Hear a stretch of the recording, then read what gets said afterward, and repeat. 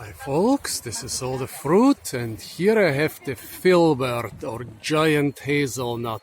At least the Latin name says giant, Corylus maxima. Maxima means the biggest hazelnut. Well, it's true that on average they are quite a lot bigger than normal wild hazelnuts here in Germany, but that could also be due to the fact that we basically get cultivars of them here. So the Filbert is native to the Balkans and Anatolia and is cultivated in Germany as a popular ornamental shrub, like here in the Heidelberg Surgery Hospital. Yeah, it usually has quite large fruit. This year they are pretty small because last year was very dry, this year was very dry. And I hope you can see this shrub is still loaded. So yeah. In the second year of drought, it can still produce a lot of nuts, but the size suffers a little bit. Still, I mean, this is still a decent size.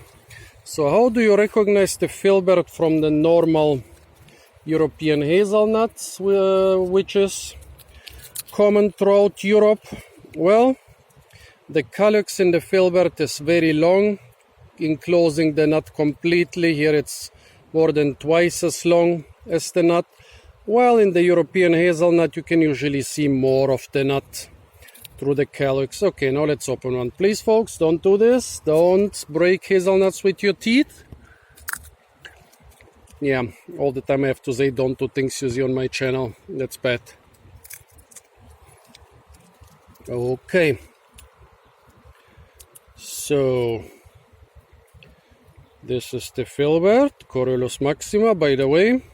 All those hazelnuts, the genus Corylus, they are true nuts, unlike walnuts or coconuts, which are not true nuts. But here we have a true nut. I like those fresh, juicy nuts. They are so much better than old dry nuts. Goes for everything. Coconuts, walnuts, almonds, hazelnuts, you name it. I prefer it fresh.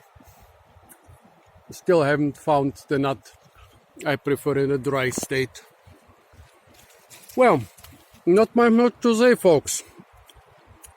Filbert, just another hazelnut species, very popular in Europe as an ornamental. Also, recent studies show that genetically and also morphologically, you cannot really make a distinction between the Filbert and the normal hazelnut, so between Corylus maxima and Corylus avellana.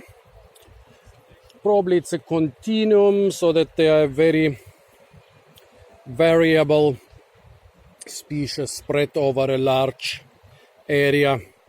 But this is still not the final result, so for now, just remember, it might be they might be two species, or it might be just one species. Doesn't matter. They are tasty anyway. So whenever you are able to harvest some fresh hazelnuts, don't hesitate. They are so much better than in the dry state. Okay, folks, stay tuned for a lot more fruit videos from the parks and gardens of Heidelberg. And don't forget to like, share, comment, and subscribe.